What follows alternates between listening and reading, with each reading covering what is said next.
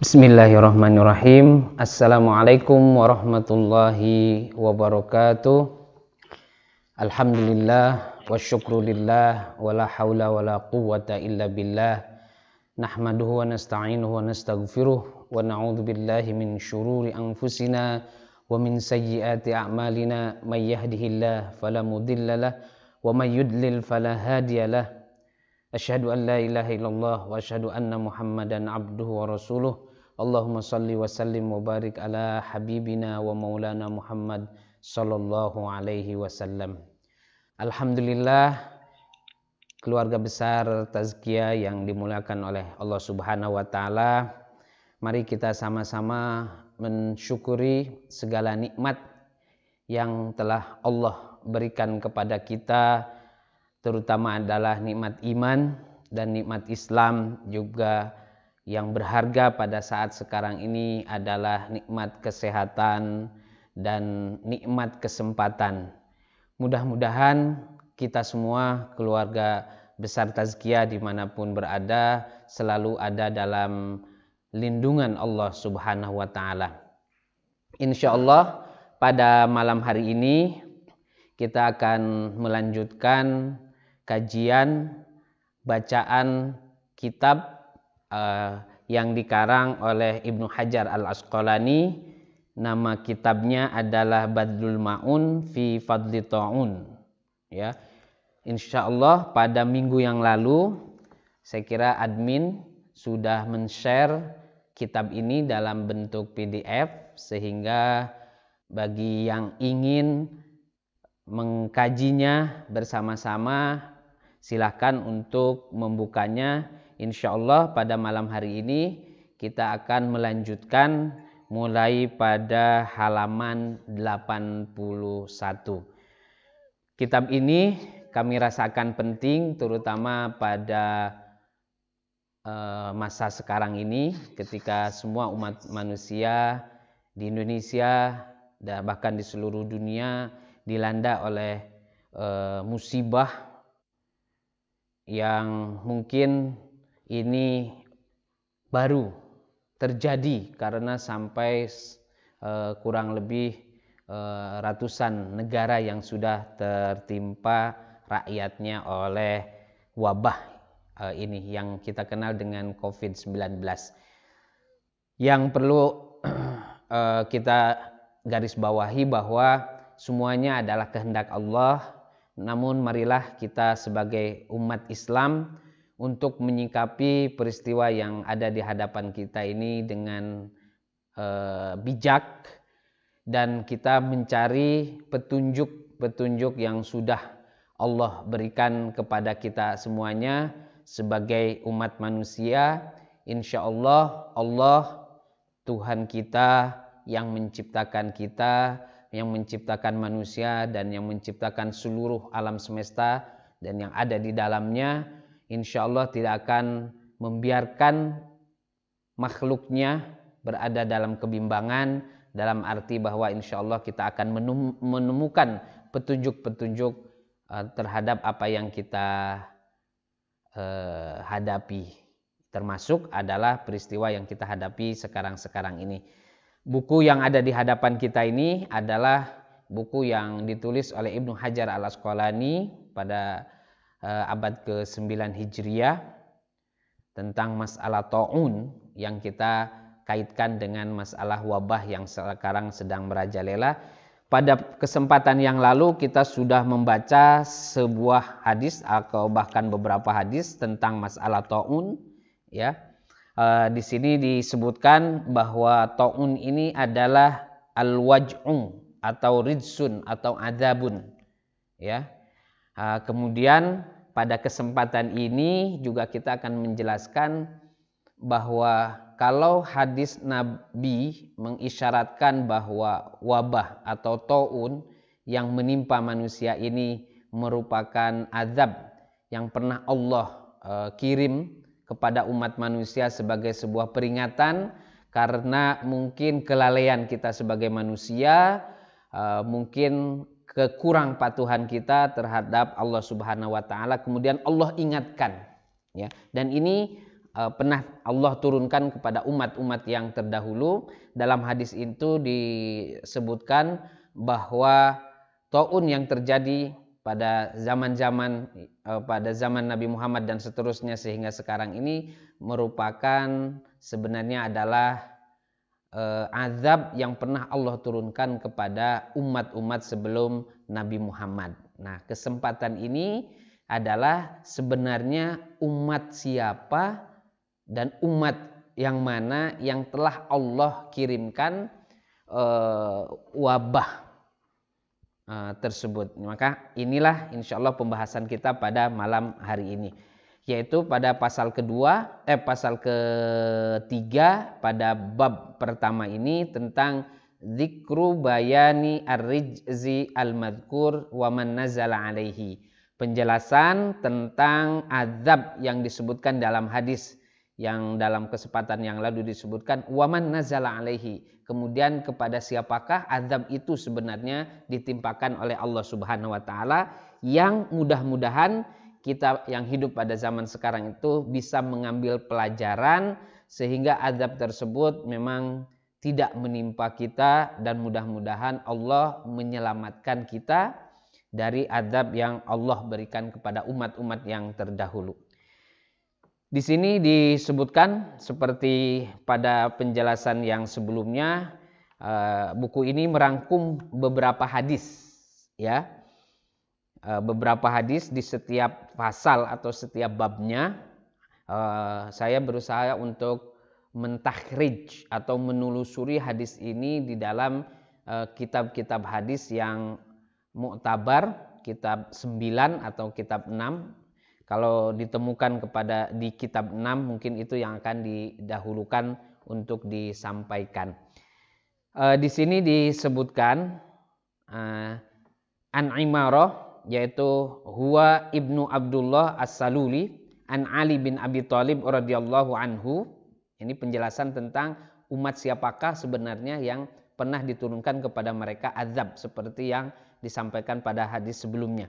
Anna nabiyyan minal anbiya asa qaumuhu faqila lahu naqtuluhum bilju qala la qala nusallitu alaihim adwan min ghairihim qala la walakin mautun daqiq qala Ali fasallatallahu alaihim at-taun faja'ala yakillul adad wa yuhriku al-qulub. Makna dari hadis ini adalah bahwa anna nabiyyan minal anbiya, seorang nabi dari nabi-nabi yang diutus oleh Allah Subhanahu wa taala, asahu qaumuhu, kaumnya itu mengingkari atau ingkar terhadap nabi tersebut. Kemudian ditawarkanlah nabi tersebut oleh Allah Subhanahu wa taala untuk mengazab kaumnya karena keingkaran mereka. Ya, karena keingkaran mereka, jadi diberikan solusi oleh Allah Subhanahu wa taala untuk mengazab mereka yang ingkar kepada nabinya. Qila lahu naqtuluhum bilju, apakah kami hancurkan dan binasakan mereka dengan ju, rasa lapar? Qala la, nabi tersebut menjawab tidak. Qala nusallitu alaihim adwan min ghairihim, apakah kita kirimkan musuh kemudian menguasai mereka? Kemudian nabi tersebut menjawab juga la. Walakin mautun daki, tetapi kirimlah mereka, azablah mereka dengan mati yang dakik, itu yang lembut, ya. Itulah kemudian Ali menjelaskan fasallatallahu alaihim at-taun, akhirnya Allah pun memenuhi permintaan nabi tersebut dengan mengirim kepada mereka kematian yang sangat lembut berupa taun atau berupa wabah. Faja'ala yakillul adad, sehingga jumlah kaum tersebut, kaum nabi tersebut berkurang. Wa yahriqu al-qulub, dan penyakit tersebut memang menyerang hati, membakar hati mereka. Nah, ini disebutkan bahwa siapakah kaum tersebut, ada penjelasan bahwa kaum tersebut adalah kaum Bani Israel, dari kaum salah seorang nabi yang terdahulu. Karena kita ketahui bahwa Bani Israel itu adalah salah satu dari umat yang hidup setelah Nabi Ibrahim sampai kepada sebelum Nabi Muhammad SAW. Nabi Ibrahim ini adalah disebut sebagai Abul Anbiya, bapaknya para nabi, karena dari keturunan Nabi Ibrahim lah terlahir nabi-nabi, ya. Kemudian dari situlah muncul yang disebut dengan Bani Israel, ya, sampai kepada kaum sebelum Nabi Muhammad SAW. Nah, jadi ini menjelaskan bahwa siapakah kaum yang sebenarnya pernah Allah azab dengan taun ini. Di sini dijelaskan bahwa mereka adalah Bani Israel. Hadis yang kedua, ya, hadis yang kedua ini sebenarnya sangat menarik juga, yaitu cerita atau kisah tentang Nabi Daud. Nah, hadis ini bisa kita temukan di dalam Musnad Ahmad dan Musnad Nasai atau Sunan Nasai, ya. Ditemukan ada sebuah riwayat yang menjelaskan bahwa Anallaha ta'ala auha ila Daud anna bani Israel qad kathura tughyanhum, ya. Allah mewahyukan kepada Nabi Daud, salah seorang nabi dari Bani Israel, menyampaikan bahwa kaumnya, yaitu Bani Israel itu sudah kathura tughyan, atau tughyan ini adalah isyan. Ya, isyan itu adalah kemaksiatan. Jadi sudah banyak sekali kemaksiatan yang dilakukan oleh Bani Israel. Kemudian Allah memberikan pilihan kepada Nabi Daud tersebut. Pilihlah 3 azab yang mungkin akan Allah kirimkan kepada mereka. Baina salasin, fa khayyarahum baina salasin. Pertama, imma an abtalihim bil qahti sanatain. Allah berfirman bahwa aku akan menguji mereka dengan kekeringan selama 2 tahun. Apakah Nabi Daud ini menerima tawaran Allah Subhanahu wa taala? Kedua adalah, atau Allah berfirman usallitu alaihim al-adu syahraini. Aku kuasakan kepada kaummu wahai Nabi Daud musuhmu selama 2 bulan. Nah, kemudian pilihan yang ketiga adalah ursilu alaihim ta'un salasata ayyam, atau aku kirimkan sebuah penyakit, yaitu penyakit ta'un selama 3 hari saja. Jadi di sini menarik sekali. Ketika kekeringan Allah tawarkan selama 2 tahun. Kedua, atau diserang oleh musuh selama 2 bulan. Atau dikirim diturunkan penyakit ta'un itu selama 3 hari saja. Fa khayyarahum. Nah, kemudian Nabi pun mengatakan hal tersebut kepada kaumnya bahwa wahai kaumku, engkau telah banyak bermaksiat, telah banyak melakukan maksiat, telah banyak mengingkari apa yang telah Allah perintahkan, ya. Kemudian Allah telah memberikan 3 pilihan kepadaku untuk memberikan pelajaran kepada kalian atau mengazab kalian. Ini menarik sekali, ya. Dulu ketika azab itu bisa dipilih. Nah, sekarang kita ini susah milihnya ini. Nggak tahu azab yang mana yang akan Allah kirimkan kepada kita ini. Tapi dulu pada zaman Nabi Bani Israel itu Allah memberikan kepada kaumnya itu 3 pilihan itu. Kemudian ketika disampaikan kepada kaum Nabi Daud itu tentang apa yang telah difirmankan oleh Allah, diwahyukan oleh Allah kepada Nabi Daud, kemudian mereka mengatakan anta nabiyuna fakhtar lana. Kalau begitu terserah engkau, pilihlah, engkau adalah nabi kami. Pilih dari 3 tersebut. Ini nggak tahu nih, nantang atau bukan ini kayaknya ini. Terserah katanya, pilih, engkau adalah nabi kami, engkau yang paling tahu dengan kami, maka pilihlah 1 daripada 3 tersebut. Faqala, kemudian Nabi Daud itu mengatakan amalju fa innahu balaun fadhihun la sabra alaihi. Kalau saya memilih kekeringan atau kelaparan, kata Pak Nabi Daud ini merupakan ujian yang sangat berat. Fala sabra alaihi. Tidak akan ada orang yang mampu untuk sabar terhadap azab ini. Kenapa? Karena bukan seminggu 2 minggu. Yang Allah sampaikan pilihan yang pertama itu adalah selama 2 tahun kekeringan dan kelaparan.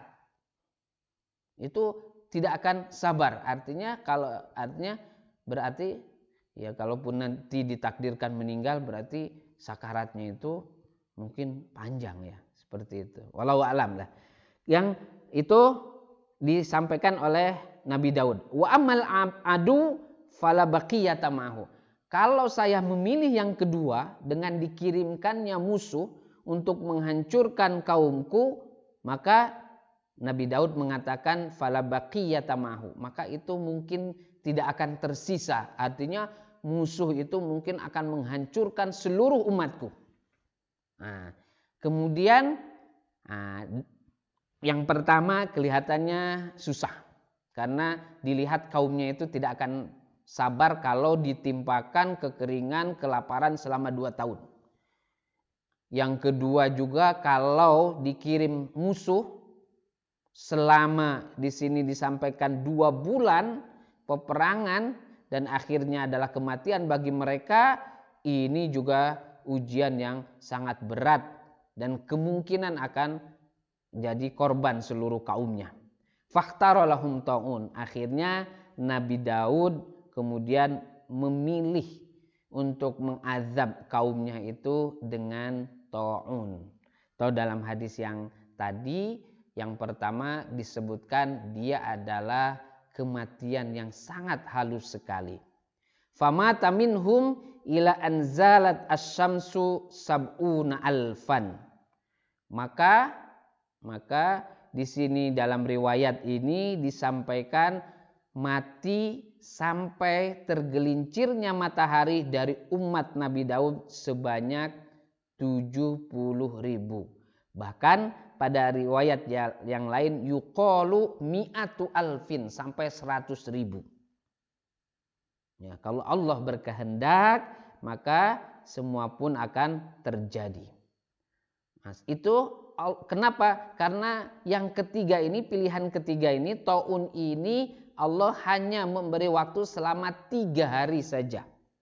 Tetapi sampai sebelum tergelincirnya matahari sudah ada yang mati sampai 70.000 orang dari kaum Nabi Daud ini. Fatadarra'a Daud ilallah ta'ala farafa'ahu anhum. Akhirnya melihat apa yang terjadi kepada kaumnya, kemudian Nabi Daud memohon kepada Allah Subhanahu wa taala untuk mengangkat azab tersebut dari kaumnya. Kemudian Allah pun mengangkatnya. Innallaha ta'ala, kemudian Nabi Daud berkata kepada kaumnya yang masih hidup, mengatakan innallaha ta'ala qad rahimakum fa ahditsu lillahi syukran biqadri ma ablakum. Nabi Daud mengatakan, kalian sekarang sudah selamat, kalian telah dirahmati, Allah sudah memberikan kasih sayangnya kepada kalian, maka buatlah kesyukuran kepada Allah.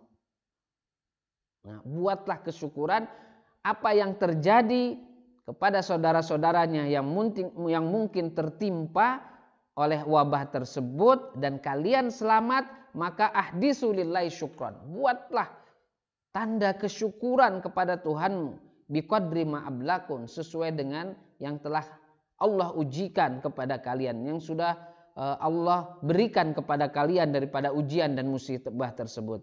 Maka Nabi Daud pun fasyara'a fi ta'sisil masjid. Maka sebagai bukti kesyukuran dan sebagai upaya setelah itu mungkin penyesalan, maka dibuatlah masjid atau dibangunlah masjid. Inilah masjid yang dibangun oleh Nabi Daud ini sebagai masjid yang kita kenal sekarang adalah Baitul Maqdis. Jadi yang mendirikan, membangun Baitul Maqdis itu adalah Nabi Daud. Namun dalam riwayat kita menemukan bahwa pembangunan Baitul Maqdis ini memang tidak selesai pada masa Nabi Daud dan disempurnakan ila an kana ikmaluhu ala yadi waladihi Sulaiman alaihissalam. Tapi disempurnakan kemudian pembangunan Masjid Baitul Maqdis ini oleh putranya yaitu Nabi Sulaiman. Apa kira-kira hikmah yang bisa diambil dari dua hadis yang kita sampaikan tadi? Ya. Yang penting bahwa adalah ketika kita sebagai umat manusia dan makhluk yang Allah ciptakan, salah satu makhluk yang Allah ciptakan, kita melakukan satu kemaksiatan atau kita melakukan satu keingkaran terhadap apa yang telah Allah perintahkan, mungkin Allah akan menguji kita. Ya, ujiannya dengan apa? Kita jangan melihat bahwa ujian itu adalah sesuatu yang susah. Tapi sebenarnya Allah menguji manusia itu bukan hanya dengan sesuatu yang susah. Mungkin rezeki juga adalah ujian kita yang Allah turunkan kepada kita. Mungkin keluarga itu juga adalah ujian bagi kita. Mungkin harta juga adalah merupakan ujian. Kedudukan merupakan ujian. Dan ketenaran juga merupakan ujian yang Allah berikan kepada kita. Dan mungkin di antara kita ketika Allah menurunkan ujian tersebut, di antara kita ada yang selamat, ada yang tidak selamat. Maka kalau kita merasa bahwa itu sebagai sebuah ujian untuk diri kita dan kemudian kita selamat dari apa yang telah Allah kirimkan dari ujian tersebut, maka kita harus untuk bersyukur. Bersyukur kalau kita dulunya kurang taat kepada Allah atau memang kita lupa, lalai terhadap perintah-perintah Allah, maka kesyukuran tersebut adalah dengan kita semakin rajin dekat dengan Allah. Kaum Nabi Daud diperintahkan oleh Nabi mereka, Nabi Daud ketika selamat adalah mendirikan masjid sebagai bentuk kesyukuran. Kenapa? Masjid itu adalah simbol kedekatan kita dengan Allah. Masjid itu adalah tempat kita untuk bisa mendekatkan diri kepada Allah. Sehingga masjid itu dikenal dengan Baitullah, rumah Allah. Ya, rumah Allah. Tetapi alhamdulillah kita umat Nabi Muhammad ini diberi kelonggaran bahwa setiap tempat itu bisa kita jadikan sebagai masjid, tempat kita bersujud, tempat kita bersyukur atas segala nikmat yang Allah berikan, terutama adalah nikmat selamat kita daripada ujian yang sudah Allah timpakan kepada kita.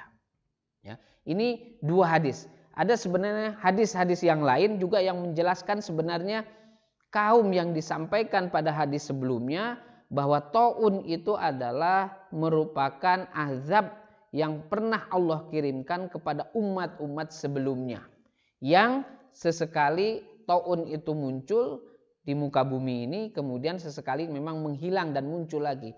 Dalam sejarahnya kalau memang taun atau wabah itu memang ya artinya muncul kemudian menghilang, kadang muncul lagi, kadang menghilang. Ternyata kalau kita baca dari berbagai literatur, banyak sekali sebenarnya wabah yang telah menimpa kita sebagai umat manusia ini. Nah, kalau yang hadis yang ketiga ini adalah juga menceritakan tentang azab yang Allah kirimkan ya kepada umatnya Nabi Musa. Nah, umatnya Nabi Musa siapa? Dia juga Bani Israel. Tapi kita tahu tokoh musuhnya Nabi Musa itu adalah Fir'aun. Ya, Fir'aun. Jadi kalau kita baca di dalam surat Al-A'raf, mungkin bagi yang membawa Al-Quran, mungkin dari ayat 103 surat Al-A'raf sampai 134 dan seterusnya itu diceritakan tentang kisahnya Nabi Musa dengan Fir'aun. Ya. Dan terakhir sebenarnya Allah perintahkan kepada Nabi Musa ya untuk mendatangi Fir'aun. Fir'aun yang saat itu umatnya Nabi Musa yaitu Bani Israel itu diperbudak oleh Fir'aun. Dan Allah perintahkan kepada Nabi Musa untuk mendatangi Fir'aun, meminta agar Fir'aun itu melepaskan umatnya Nabi Musa Bani Israel. Itu untuk keluar dari genggaman atau kekuasaan Fir'aun itu. Tapi apa? Ya jelas kita pernah baca atau kita pun pernah mendengar bahwa Fir'aun orang yang makhluk yang paling sombong, bahkan dia itu mengaku dirinya sebagai Tuhan. Itu manusia makhluk yang paling sombong. Kenapa paling sombong? Karena ya sampai pun setan ya sampai pun iblis itu tidak pernah dia mengakui dirinya sebagai Tuhan. Ini Fir'aun mengaku dirinya sebagai Tuhan. Dalam ayat-ayat yang lain disebutkan bahwa setan saja takut kepada Allah. Masih ada rasa takut kepada Allah. Ini Fir'aun ngaku-ngaku sebagai Tuhan. Jadi bagaimana keras kepalanya Fir'aun. Kita ambil saja surat Al-A'raf ayat ke-133. Ya. Jadi amara Musa alaihi salatu wassalam qaumahu min bani Israil ba'da ma jaa qauma Fir'aun ayatil khamsah. Jadi Nabi Musa itu memerintahkan kaumnya untuk keluar dari Mesir, keluar dari kekuasaannya Fir'aun. Siapakah Fir'aun yang sejaman dengan Nabi Musa? Itu kisah yang sangat menarik sekali. Katanya adalah dia Ramses II. Yang sekarang muminya kita kalau memang dia adalah Fir'aunnya Nabi Musa, berarti kita bisa menemukan jasad beliau, jasad dia ya, itu di Museum Tahrir di Mesir di Kairo itu. Dan benar apa yang Allah firmankan bahwa Fir'aun akan dikekalkan sebagai peringatan kepada umat manusia. Bagi yang penasaran Fir'aun itu kayak apa, silahkan pergi untuk ke Mesir melihat muminya di sana itu seperti apa. Ya seperti manusia biasa. Itu. Jadi Fir'aun itu ketika diminta Nabi Musa untuk menyerahkan kaumnya Bani Israel, Fir'aun tidak mau. Akhirnya Allah mengirimkan azab kepada kaumnya Fir'aun. Ya. Dalam surah Al-A'raf disebutkan fa'arsalna 'alaihimut tufan wal jarada wal kummala wad dhafadi'a wad dama ayatin mufassalat fastakbaru wa kanu qauman mujrimin. Maka kami kirimkan kepada mereka topan, kemudian al-jarad, belalang, al-kummal, binatang kecil, kutu, wad-dhafadi, katak, wadam, darah. Jadi dalam beberapa tafsir disebutkan maksud dari darah ini bukan berarti Allah menurunkan hujan darah, tetapi air yang ada di Fir'aun dan kaumnya itu berubah menjadi darah seperti itu. Ayatin mufassalat ya, sebagai bukti-bukti yang sangat terperinci sekali bahwa Allah itu maha kuasa. Bahwa Tuhannya Musa itu adalah Tuhan yang maha kuasa, mengirimkan topan, belalang, kutu, ya, kemudian merubah air menjadi darah. Ayat yang sangat terinci. Fastakbaru, tapi mereka tetap angkuh, sombong, tidak mau taat, tidak mau takut kepada Allah. Ya, wa kanu qauman mujrimin, mereka itu sungguh adalah kaum yang sangat mujrim. Mujrim itu yang penjahat betul. Mujrim itu. Akhirnya apa? Falam yu'minu walam yursilu ma'ahu bani Israil. Tetapi Fir'aun pun tidak pernah mengirim Bani Israel keluar dari Mesir itu. Faqala, kemudian Nabi Musa mengatakan, kalau begitu liyadbah kullu rajulun minkum kabasan. Setiap orang harus menyembelih satu ekor kambing. Tsumma liyukhaddib kaffahu fi damihi. Kemudian darah kambing tersebut, nah itu tangannya itu dicelupkan kepada darah kambing yang disembelih tersebut. Tsumma liyadrib bihi ala babihi. Kemudian tangan yang sudah berlumuran darah kambing tersebut itu tempelkan ke pintu. Sebagai apa? Sebagai tanda bahwa pintu tersebut adalah pintunya Bani Israel, kaumnya Nabi Musa.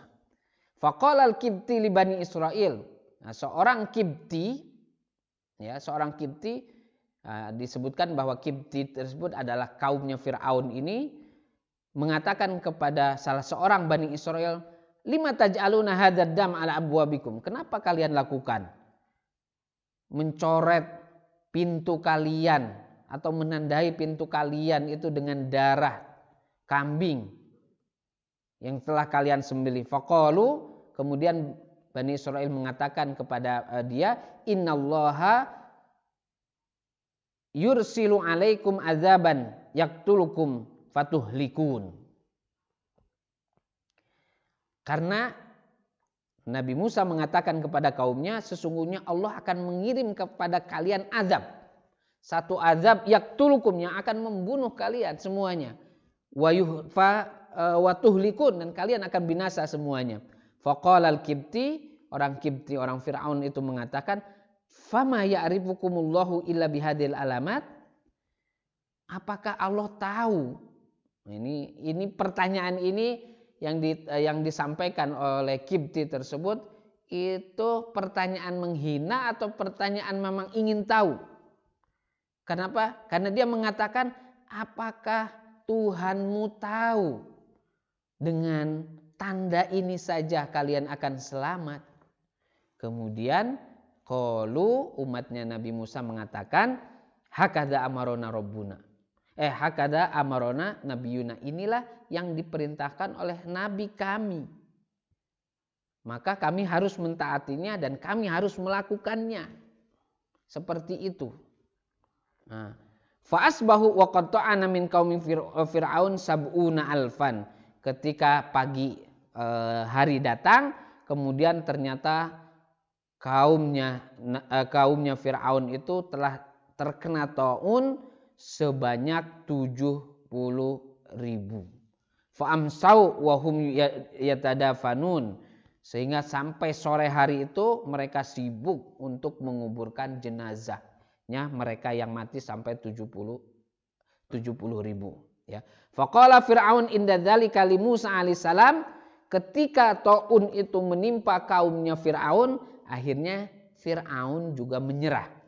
Kemudian mengatakan kepada Musa, ya, seperti disebutkan di dalam surah Al-A'raf juga ayat ke-134, lanjutan dari ayat yang tadi, disebutkan ud'u lana rabbaka bima ahida indaka. Wahai Musa, mintalah doa kepada Tuhanmu seperti apa yang dia telah janjikan kepadamu.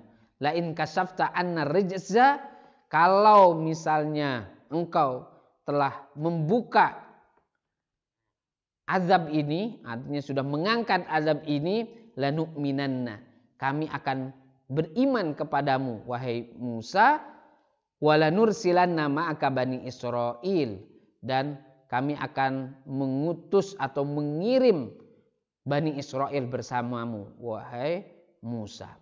Tapi apakah betul? Kan riwayat menyebutkan bahwa ternyata Fir'aun tidak memenuhi janjinya untuk beriman kalau misalnya azab yang ditimpakan kepada dia dan kaumnya itu diangkat oleh Allah Subhanahu wa taala. Ini bentuk daripada kelicikan daripada Fir'aun seperti itu.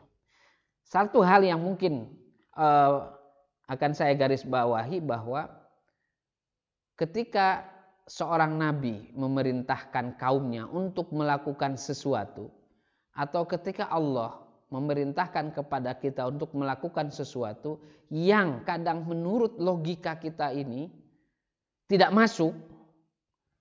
Tadi juga disampaikan di dalam riwayat hadis ini bahwa apakah hanya dengan tanda darah kambing yang ditempelkan di pintu, dengan begitu saja kita akan selamat dari azab Allah, yang mungkin antara Bani Israel dengan kaumnya Nabi Musa ini mungkin berdampingan atau mungkin bertetangga, tetapi ternyata azab Allah tidak salah alamat. Artinya kalau saja kita hanya mengikuti logika terhadap apa yang disampaikan oleh Nabi kita, kemudian oleh Allah Subhanahu wa Ta'ala, kok nggak masuk akal? Kenapa harus begini? Ya, kenapa harus begini? Tapi cukup saja kita mengatakan hakada amarona nabiyuna, beginilah Nabi kami memerintah, ya kami lakukan. Seharusnya kita juga sebenarnya bersikap seperti itu. Tapi kadang-kadang ya kita ini mencoba untuk melogikakan segala atau mencari alasan kenapa Allah memerintahkan kita untuk melakukan ini dan itu. Kenapa kita harus sholat? Kenapa dengan sholatnya harus seperti ini? Kenapa harus diskusi saja? Akhirnya ketika diskusi terlalu banyak, justru kita tidak melakukan apa yang Allah perintahkan. Ini salah satu mungkin pelajaran yang kita ambil dari riwayat ini ya. Lihat ini. Ini ada beberapa hadis lagi sebenarnya dalam pasal ini yang semuanya hampir sama, bahwa yang dimaksud oleh hadis yang sebelum ini bahwa taun itu adalah adab yang telah Allah timpakan kepada umat sebelum umat Nabi Muhammad. Yang dimaksud dengan umat sebelum Nabi Muhammad adalah Bani Israel. Satu. Yang kedua, itu hadis yang pertama. Yang kedua, yang dimaksud dengan umat tersebut itu adalah umatnya Fir'aun dan sebagainya. Karena kita tahu juga bahwa sebenarnya Allah sudah memberikan banyak azab ya kepada umat-umat sebelum Nabi Musa, bahkan sebelum Nabi Daud, seperti yang disebutkan ya tadi. Pernah kepada kaum Nabi Nuh, Adam, Idris, Nuh, Nabi yang ketiga. Itu Allah pernah menenggelamkan kaumnya Nabi Nuh. Ya kan? Kaumnya Nabi Nuh. Itu azab juga yang Allah pernah mengadab kaumnya kaum Ad dengan angin kencang. Ya. Kemudian pernah juga mengadab kaum Samud ya dengan sambaran petir. Pernah juga menghancurkan negeri Sodom, ya, negeri Sodom dengan hujan batu. Pernah juga kita mendengar riwayat bahwa Allah pernah menghancurkan kaum sebelum Nabi Muhammad itu adalah Korun dan hartanya. Ya, itu yang bersifat pribadi, bukan kaum. Artinya bahwa apa yang menimpa manusia itu mungkin adalah azab dan peringatan yang pernah Allah kirimkan. Dan ketika hal itu terjadi pada kita pada masa sekarang ini, maka kita harus memang untuk mengambil hikmah dari apa yang pernah terjadi kepada kaum-kaum sebelum kaum Nabi Muhammad SAW. Kita harus belajar kenapa kaumnya Nabi Nuh itu sampai Allah tenggelamkan. Kenapa kaumnya Fir'aun diazab oleh Allah dengan azab yang tadi disebutkan 5 azab. Kemudian terakhir akhirnya dihancurkan, ditenggelamkan di Laut Merah. Ya kan? Kenapa kaum Ad itu dihancurkan? Kenapa kaum Sodom dihancurkan oleh Allah dengan hujan batu? Ya. kita harus belajar, mengambil ibrah, pelajaran dari itu, dari apa yang terjadi kepada kaum-kaum sebelum kaum Nabi Muhammad. Yang intinya ternyata bahwa azab tersebut memang disebabkan adalah karena isyan atau memang karena kemaksiatan yang dilakukan oleh kaum tersebut.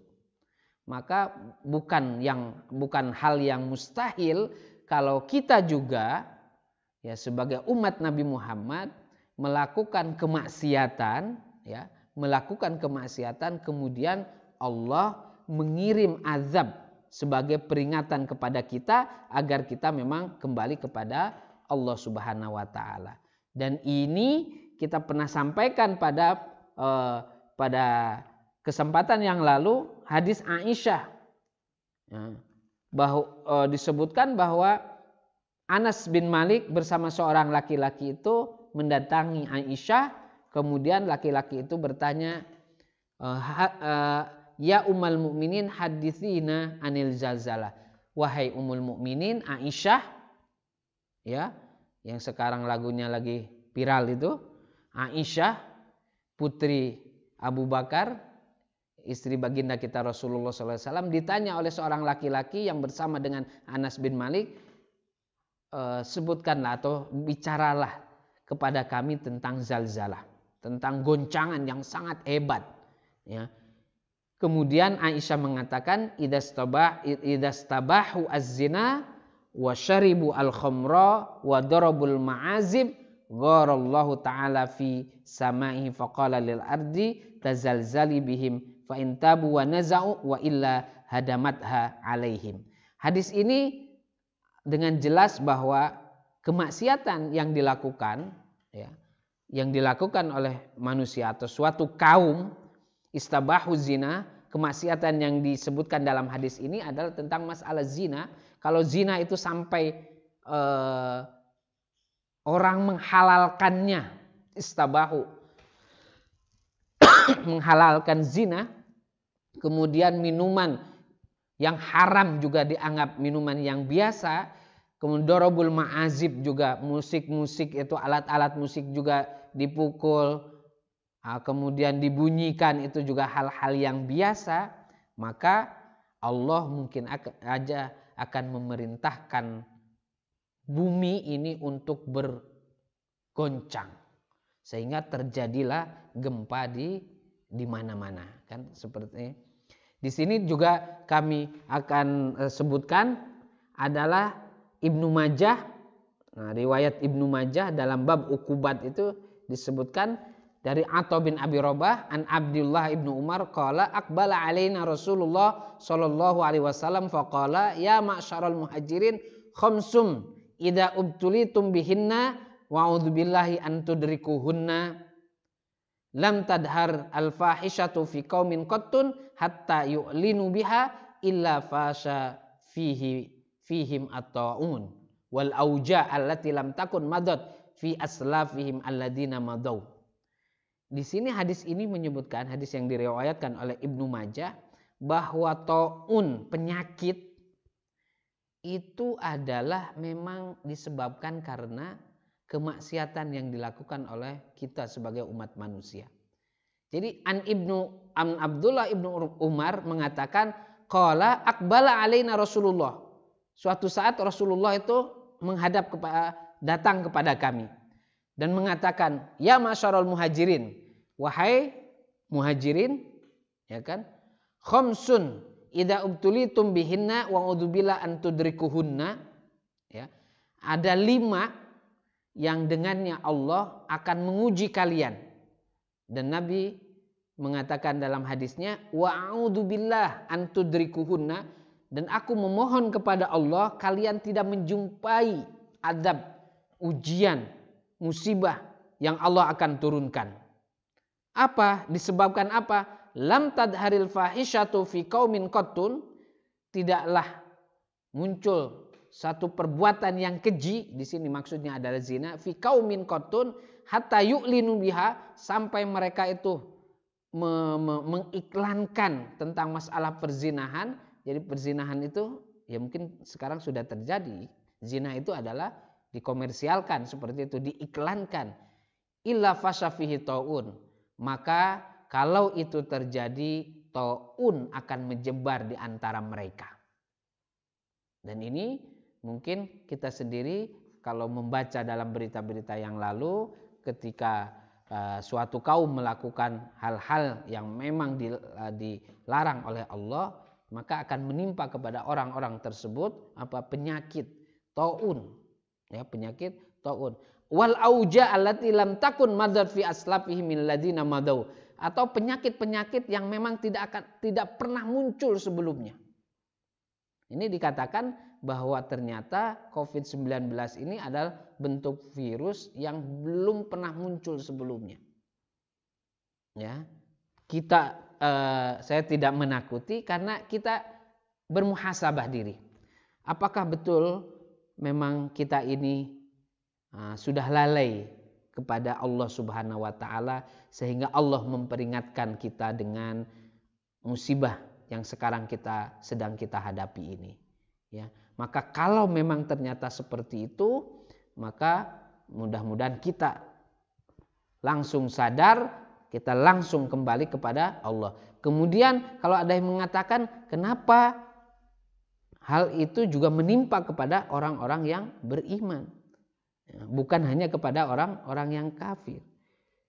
Tapi kita juga mungkin bertanya-tanya, sudahkah betul-betul kita ini beriman, atau kita hanya sekedar mengaku kita beriman? Ini yang harus kita renungkan, ya, yang harus kita renungkan di sini. Para hadirin pemirsa semuanya, mungkin untuk kesempatan ini ya kita akan sampai di sini dulu pembahasannya. Barangkali ada pertanyaan dari apa yang disampaikan, silakan untuk menanyakannya. Ada, Zat? Bisa disampaikan melalui chat, ya.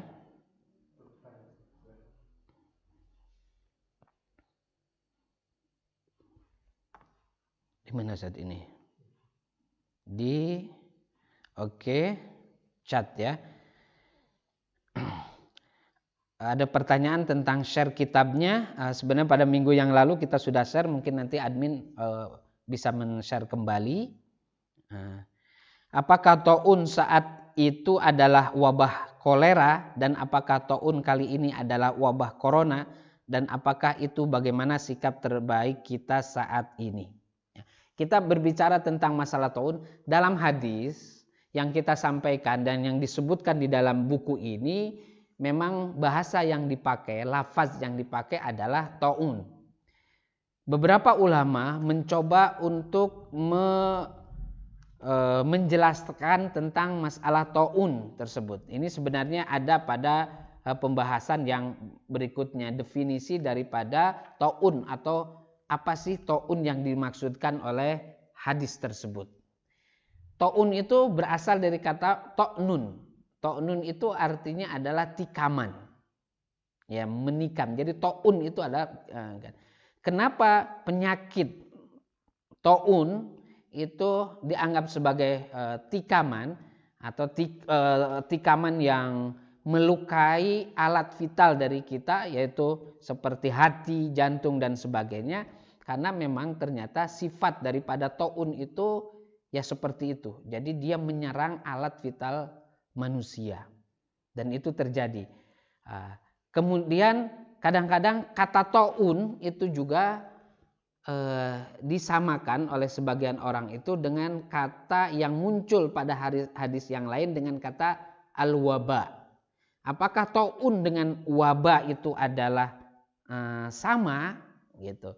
Kemudian para ulama mencoba untuk menjelaskan bahwa taun dengan wabah itu berbeda. Pertama adalah bahwa taun itu lebih khusus dibandingkan dengan wabah. Wabah ini memiliki sifat memang penyakit yang menyebar secara meluas, atau yang kita kenal dengan sekarang ya epidemi itu.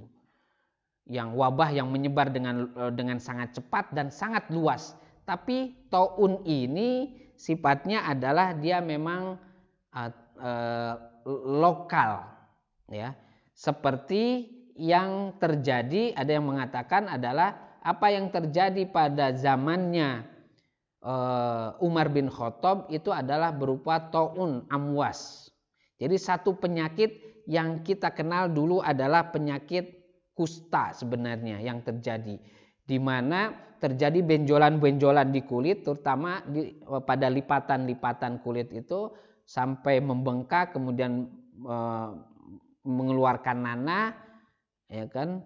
Seperti itu yang disebut dengan taun yang memang terjadi pada zamannya Umar bin Khattab tersebut. Tapi dia juga bisa menyebarkan seperti itu, bisa menular kepada yang saat itu juga kan yang meninggal sampai ribuan orang, termasuk adalah sahabat-sahabat besar seperti bin Jarrah, ya, seperti itu.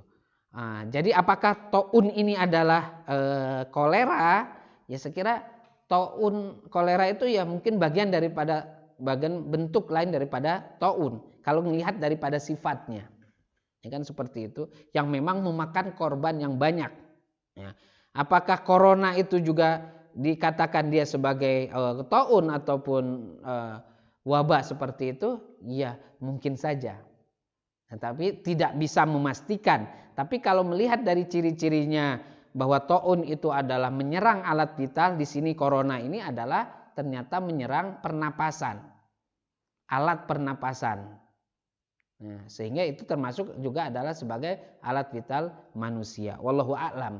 Tapi yang terpenting dari itu adalah maka dijadikan bahwa peristiwa yang kita hadapi ini sebagai alat kita untuk bermuhasabah diri. Mari kita bermuhasabah diri. Mungkin ini adalah peringatan saat Allah mentakdirkan kita selamat dari musibah ini.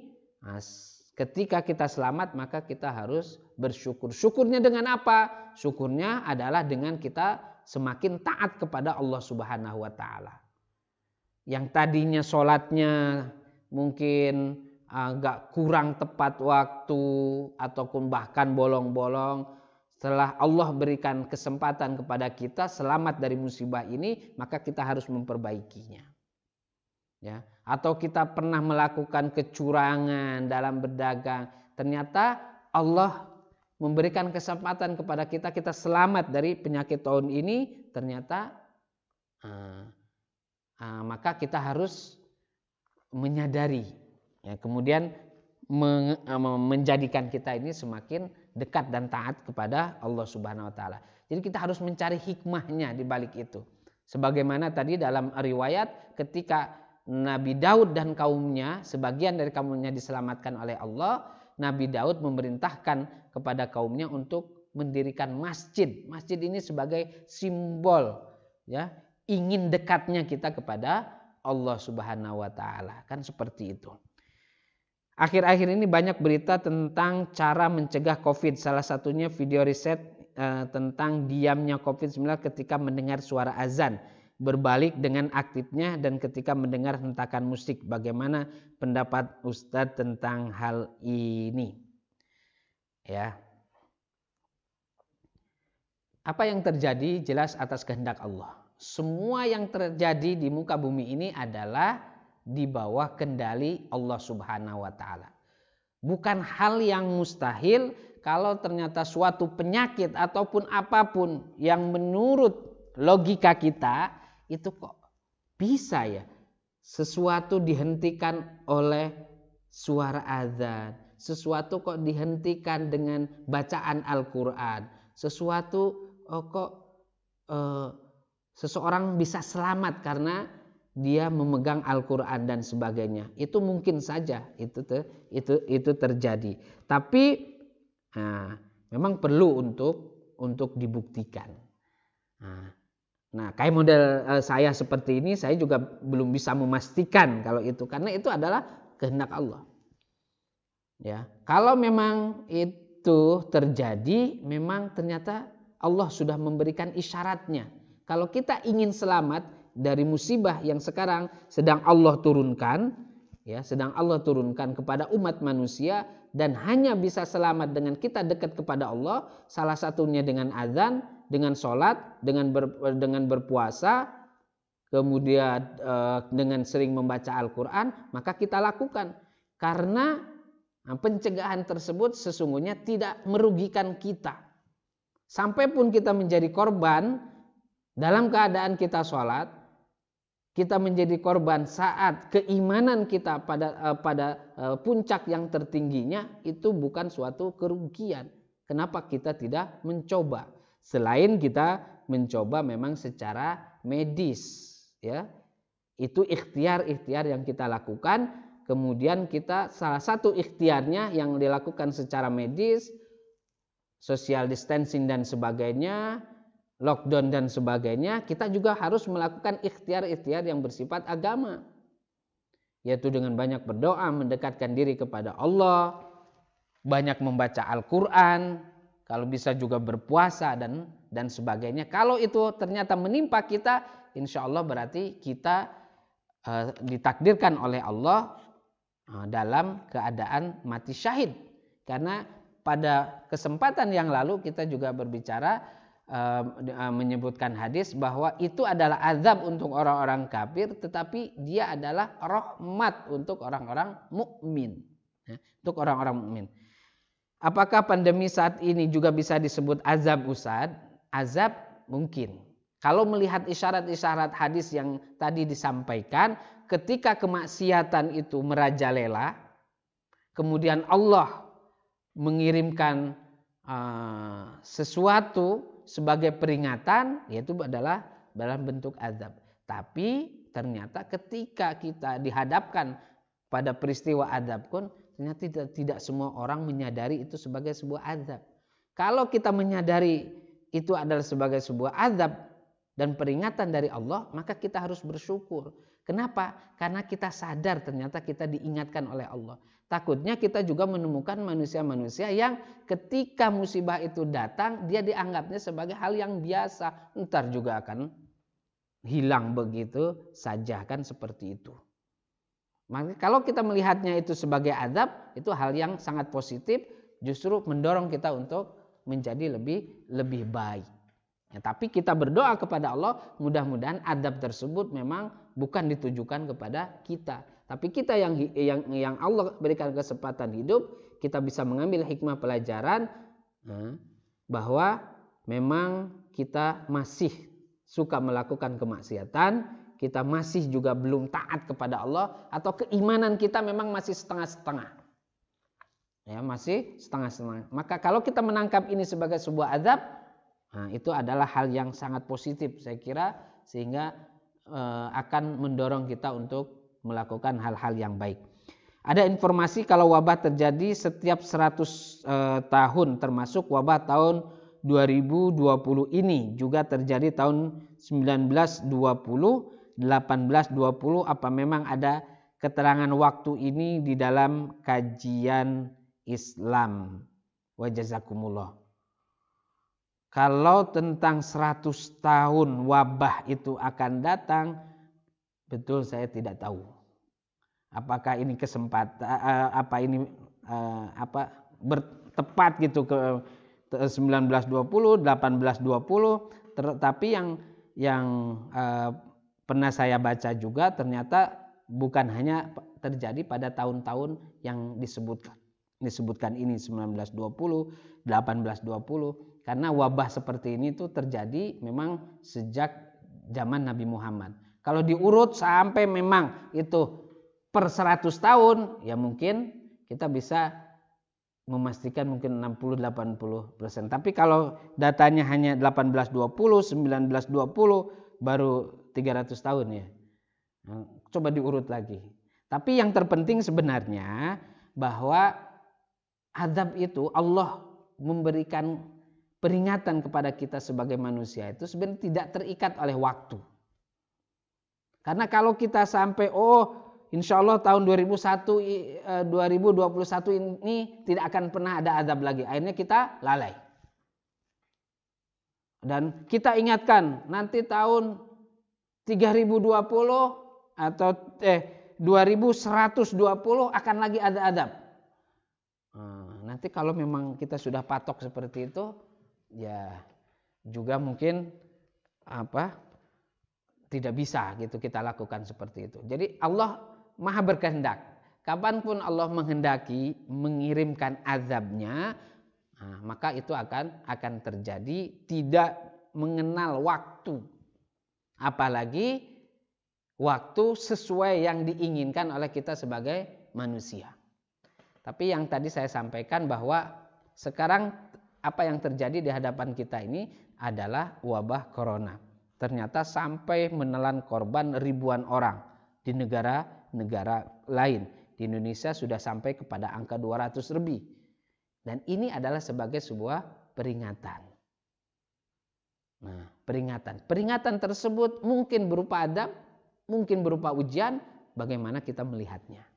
Kalau memang kita melihatnya itu sebagai azab, berarti kita pernah melakukan dosa dan ternyata Allah masih memberikan kesempatan kita hidup, maka mari kita perbaiki hidup kita selanjutnya. Karena mungkin ketika azab berikutnya turun, Allah tidak memberikan kesempatan kepada kita untuk memperbaiki diri. Kalau kita melihatnya peristiwa tersebut adalah sebagai sebuah ujian, mari kita bersabar terhadap ujian tersebut.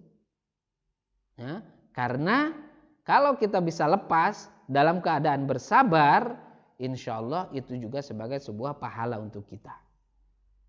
Jadi sebuah hadis yang sebenarnya sangat menghibur kita semua, ajaban li amril mu'min. Sungguh sangat menakjubkan perkara yang dilakukan oleh setiap mukmin.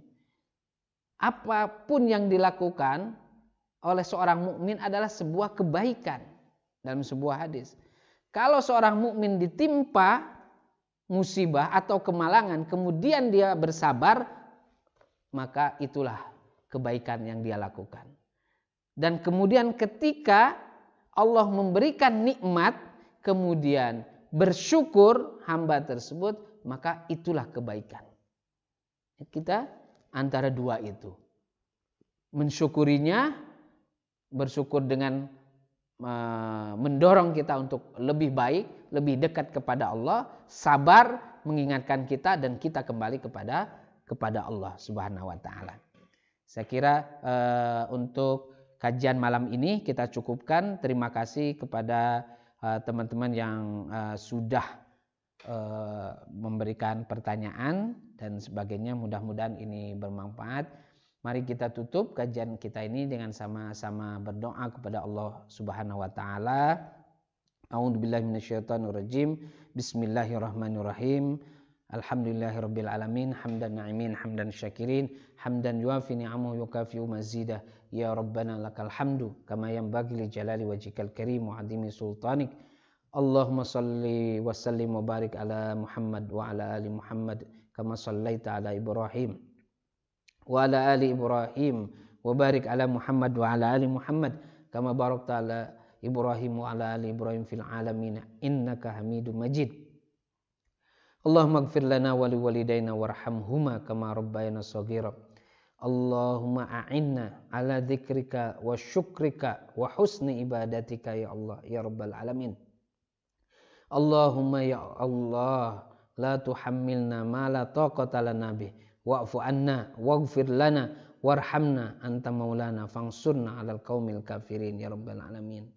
Allahumma inna na'udzubika minal hammi wal hazan wa na'udzubika minal ajzi wal kasal wa na'udzubika minal jubni wal bukhli wa na'udzubika min ghalabatid daini wa qahri rijal.